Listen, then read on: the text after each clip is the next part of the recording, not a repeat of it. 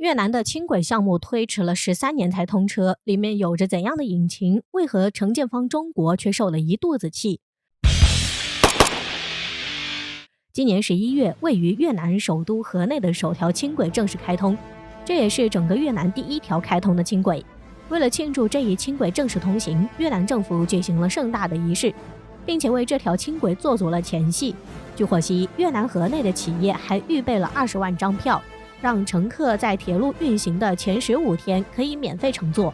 就算是之后开始收费，其价格也是在能让人接受的范围内。月票的价格将在20万越盾，约在56元，日票价在3万越盾，约为8元，而单次的票价将在7000到15000越盾之间，约为2到4元。由此来看，越南轻轨的价格还是十分实惠的。所以这条轻轨对于越南来说具有十分重大的意义。值得注意的是，越南轻轨是由中国企业承建的。按理来说，中国企业承建的越南轻轨通车，中国方面也应该感到高兴才对。然而有意思的是，在中文互联网上，中国网友大多数对越南轻轨呈现批评的声音，并且吐槽越南人如何利用这条轻轨来坑中国的。如果越南真的信任中国的话，河内轻轨本来早就可以开通了。只是越南人的行为十分白眼狼，这到底是怎么一回事呢？现在随着时代的高速发展，快速出行已经成为了人们的最佳需求，因为都看到了时间的宝贵，都希望能够花最少的时间坐最快的车，从而可以达到最快的效率，所以出行的速度就成了人们的第一诉求。而此时就需要有一种新型的高速通行工具来满足人们的日常出行需求。而当高铁已经能满足跨城市交通的时候，以轻轨为代表的城市轨道开始填补城际交通的空白。现今中国随着经济和科学技术的高速发展，并且基建的发展上也是取得了较大的发展，因此越来越多的国家来找到中国，希望和中国合作，让中国帮他们建设基建项目。而中国不仅是在高铁修建技术上取得了较大的成就，而且在轻轨的修建上也是处于世界的领先地位。所以越来越多的国家因为国内实力的不允许，无力修建这些项目，就纷纷选择与中国合作，让中国帮忙建设。其中就有一个国家就是越南，因着其国内无力去修建轻轨，所以就开始找中国帮忙修建。中国也是在对其国内进行实地考察后接下了这个项目。而中国在越南的这个轻轨项目拖的时间有点长，一拖就是13年的时间，直到今年的11月，终于已经实现了全线通车，这也是越南国内的首条轻轨。那么我们就来看看越南的这个轻轨项目。越南河内的这条轻轨全长13.5公里，全线为高架铁路，设有12座车站，而且此列车共有13列，每列4节车厢，可容纳900余人，列车平均时速为35公里，最高时速达80公里。此外，这条轻轨投入的项目金额共为8.68亿美元，约为56亿元人民币。那么这条轻轨就是如此短的距离，为什么修建却花了13年的时间？这条轻轨建造时间长并非技术难题，之所以拖了这么久，其实另有隐情。其实越南的这条轻轨从2011年便已经开工了，但是后面却遇到一系列的问题，所以才延迟这条轻轨通车的时间。但这可不是中国技术的问题，而是越南国内自身所存在的问题，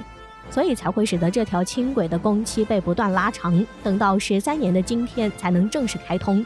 那么越南国内存在着怎样的问题呢？首先，因为越南国内的严重的腐败文化，所以时常有通过融资发生的贿赂事件，导致资金被贪污。其次就是越南征地十分困难，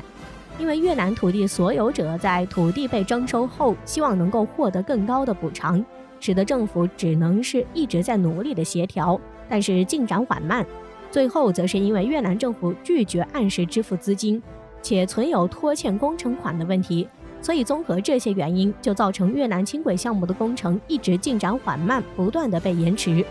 然而好不容易在2018年终于将这个轻轨工程完工，但就在项目竣工之际，出现了令中国很不快的一幕，就是越南河内市长阮德忠竟然多次以该线路缺乏相关文件和检验标准等为由，强令工程停工。这一举动也遭到了承建检测任务的法国专家的质疑。因为法国的专家认为中国的铁路技术经得起考验，完全可以采用欧盟的相关检测标准，不应多此一举。但是越南还是一意孤行，这就使得该项目一再拖延。有分析认为，越南此举真实目的其实就是想赖账，以质量问题不验收中国轻轨为要挟，让中国免掉一些费用。然而，这样的行为无疑就是在抹黑中国基建。不过，随着中国帮助老挝承建的高铁项目即将在年底通车，这条线路只用了5年便建好了，一时间越南方面的舆论反而顶不住了。有不少越南网友表示，老挝的高铁都快通车了，自己的轻轨还没通车，越南政府效率太低了。有分析认为，正是由于老挝在高铁项目上与中国全力配合，给了越南方面极大的压力，最终迫使越南政府同意验收轻轨。因此，某种程度上，中国还得感谢邻国的帮助。但经历了此事，一些网友表示，今后与越南的合作一定要慎重才行。不过有一说一，好在中国承建的轻轨还能正式验收，这方面日本则更加难受。对于越南的拖拉行为，其实也并非第一次了。在此前，日本就在越南的高铁项目上遭遇了滑铁卢，这就与中国的成功通车形成了鲜明的对比。越南此前的高铁项目的预算为6.5万亿日元，折合美元600亿，人民币4030亿，确实是一笔非常巨大的天文数字。本来是在全球范围内的招商，后面越南拒绝中国而选择了日本，因为日本答应为越南提供低息贷款，所以越南选择了与日本合作。但是事情并没有日本想的那么简单，在日本中标后，越南却又因为经济原因，希望日本能降价或者提供无息贷款，这就使得日本极为尴尬。但是日本也不愿意成为冤大头，就没有答应越南的要求，这也使得越南因为这条高铁而成为国际上的笑话。而且加上越南政府部门人员经常更替，这就导致每个时间段的政策和方案都是不一样的，就很难使越南高铁的方案得到实施，就这样一直被耽误到现在。值得一提的是，最近日本宣布越南高铁的建设再延迟15年，到2045年才能开通。这消息一出来，就使得越南人哭笑不得了。不得不说，越南高铁一直拖延到现在，无论是对越南还是日本来说都没有任何好处。越南前期花费了较多的时间和精力，而到现在连高铁的影子都没有见到，真的是失望至极。估计现在也是很后悔没有选择中国来修建。